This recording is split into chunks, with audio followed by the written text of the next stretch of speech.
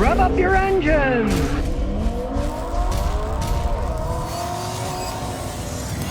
H2O Man, what oil would you recommend for an inherently noisy 07 Toyota 5.7 V8 with 300,000 miles? No record of synthetic oil ever used. Thank you. It's noisy because it's got 300,000 miles on it. Those things aren't noisy to begin with. Basically, your engine is worn. I would just continue to use the oil that's recommended on your oil cap. Use a quality oil. I like Castrol myself. It's always going to make some noise unless you rebuild the engine. Even Toyotas wear out eventually. As long as it runs okay, what the heck, drive it. Because with that kind of mileage, it's not worthwhile even rebuilding the engine. You'd want to buy another engine if the engine went out. I found pretty good engines sometimes for as little as $1,300 that were rebuilt by pros for those things, but I would not attempt to rebuild it myself if I were you with that mileage. Edwin says, I need to buy my first car on a $5,000 budget. I've been looking for months. I can't find anything good. Yes, unfortunately, you are trying to buy a used car during the coronavirus pandemic, and the prices of new cars have gone sky high,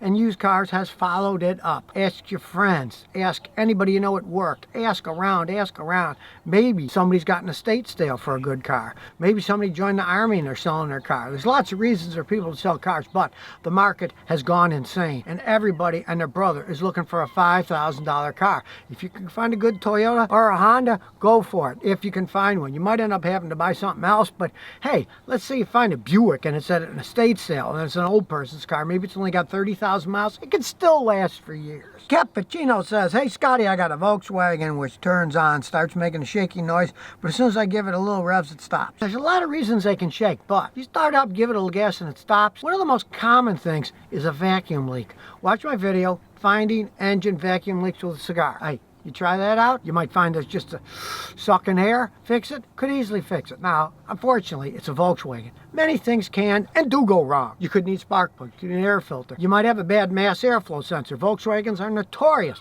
for getting bad mass airflow sensors. Watch my video. Make your car run better with a little spray cleaner. Maybe just cleaning the mass airflow sensor with mass airflow sensor cleaner will help. Don't use anything else. Sure, it might cost you $8, $10 for a little can, but it's the right stuff. Loretta Segura says, is putting fuel injector cleaner in my gas tank recommended? If you buy regular gas, by law in the United States, it has to have certain additives so it runs fine. Generally never need to do anything at all. A lot of these companies are selling these cleaners they put in with every tank full. They're just trying to sell you stuff, get money off you for stuff you don't need to do. If your car runs okay, you don't need to do anything but put the gasoline in it. Cars are well made, the gasoline's well made, at least here in the States. Now, if you live in certain parts of Mexico or India, they often have bad gas. You might have to put cleaner in it, but not here in the United States. Fernando Baraja says, I got a 2017 Toyota Highlander. When it shifts, it jerks a little. I checked the motor mounts. Help. Check your drive shaft joints. If they're worn, when you put it in gear, the drive shaft joints will clunk a little. If you've got a four-wheel drive on, you got to check the front and the rear ones, and especially if you got a rear-wheel drive on, you got to check the drive shaft from the transmission going to the back differential.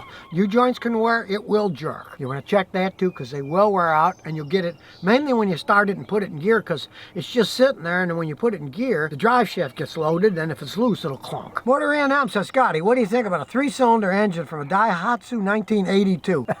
If it's still running, obviously, it was made okay. That vehicle was a massive failure in the United States because it has no acceleration. Americans like driving fast. They want a lot of acceleration. They want to have fun driving. Those are just too underpowered. But I had customers that were absolute cheapskates.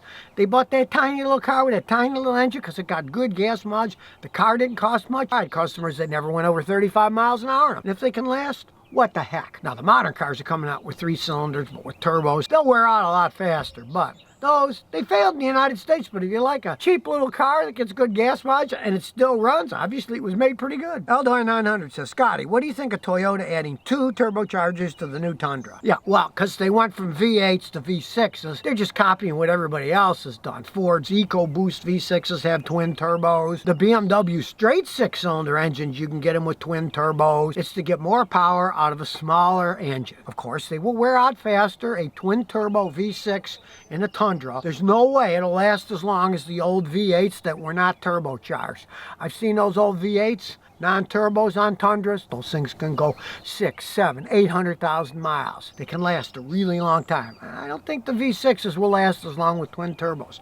More pressure, smaller engine, heavy vehicle. It's just common sense. Pure physics. it's going to wear out faster. For more pressure in the engine, pulling all that weight. Brandon Sparks says, Scotty, my car is a rough idle, but only when the engine's cold. I replace the spark plug, clean the math, and throttle. 100,000 miles. What could it be? Only when it's cold. That means it's not an engine mount or a transmission mount because they're rubber mounts. If they're broken, they're broken. It's going to shake and idle rough regardless of whether it's hot or cold. My advice, you did the obvious things. You clean the math, throttle, all that. And since it does it only when cold, if it did it all the time, it could be a vacuum leak sucking air, but it's going to suck air whether it's hot or cold, so that's not making a difference. It means your fuel injectors aren't working correctly. Fuel injectors spray a upside down ice cream cone, a conical spray. As they age, they don't spray perfect. When the engine's cold, it needs a perfect spray to idle perfectly. Once the engine's warmed up, doesn't need to be so perfect. I would advise trying my video, how to clean fuel injectors without removal. Give that a try. A lot of times that'll fix it. If you want to try the cheaper fix, get a can of BG fuel injector cleaner, like Big Guy, BG.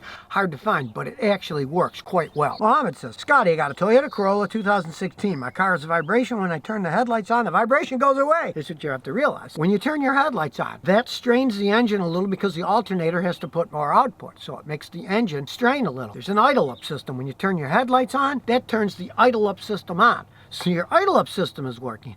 Also, if you turn your AC on, same thing, and that puts the idle up on. So your regular idle is not working that well. Often, that can be just a dirty throttle. Watch my video, make your car run better with a little spray cleaner, clean the throttle and the MAF sensor. The video is very simple, shows you how you can do it yourself, and then you'll probably find the idle is gone. If not, you got a problem in your electronic fuel injection system that isn't allowing it to idle correctly unless it has the idle up. Normally, though, the cleaning will fix it. Zero Official says, I have a Foxwell scanner. I have problems with the scanner blowing the fuses in Nissans and Infinitis. Do you have any idea why this happens? Okay, you haven't learned a lesson. You touch something hot, ow. Stop touching it. Stop using that scanner in Nissan. Obviously, there's a problem with the Foxwell scanner in Nissans. It's not meshing right and it's blowing the fuses on them. Cheaper made scanners can often have problems. The Foxwell scanners are all made in China. They can be decent scanners. I've got some and they work okay. As a professional mechanic, I don't use them. I use much better. I like the Innova scanners. They're 10 times better than the Foxwell. They cost more, but they're much better.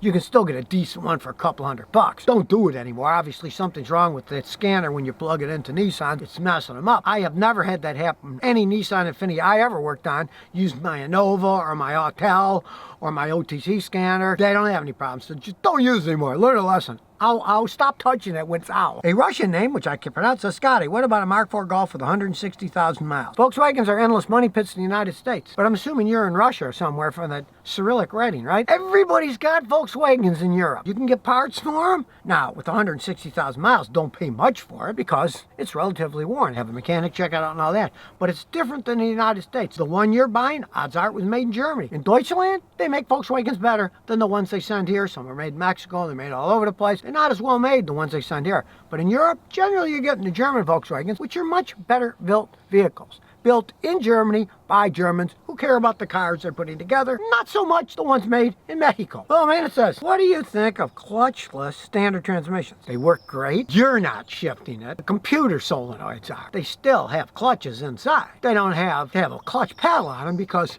that's all done by the computer system. And they actually shift faster than the regular hand shift ones. They do. You can't work as fast as a computer. But, and this is a gigantic but, where do you got to replace the clutch in them? They still got clutches inside them. When they wear out like any other one. You can't just go, la-di-da, I'm going to pull the tranny, put the clutches in. Usually there's 2 clutches inside them. Replace and put them on. Because then the computer has to be reset or it won't work right. That requires a very high-level scan tool and takes an hour or 2 of a professional mechanic to do. You're going to spend a fortune replacing clutches on those. And if you take it to a mechanic, they'll say, yeah, we do it. They'll do it and it might not work right because they don't know what they're doing. That's one of the big problems with that Ford dual clutch automatic transmission that they have. A lot of it wasn't actually the transmission. It was the idiots that were replacing them. They'd replace them and they didn't get them to work right because they needed all the software. It took hours to run through it to make it work right. And even the guys that had done the dealer, they weren't doing them right. So the problem is fix them when they break. They work great when they're new, but when they break, it's to be expensive, and a lot of times they don't fix them right. Shaquille Black says, Scotty, what do you think of a Toyota Corolla hybrid? I've driven them, and they get great gas mileage, but they're like every other hybrid. They ride like crap. My wife hated it. She thought, oh, look, it's quiet. Then she gets in it. Oh, I hate this thing. Bump, bump, bump. You feel all the bumps. They don't ride all that well. Some people don't mind. If they don't mind, fantastic vehicle, great gas mileage. But if you like to ride smoothly, don't buy one of those things. If you're thinking about buying one,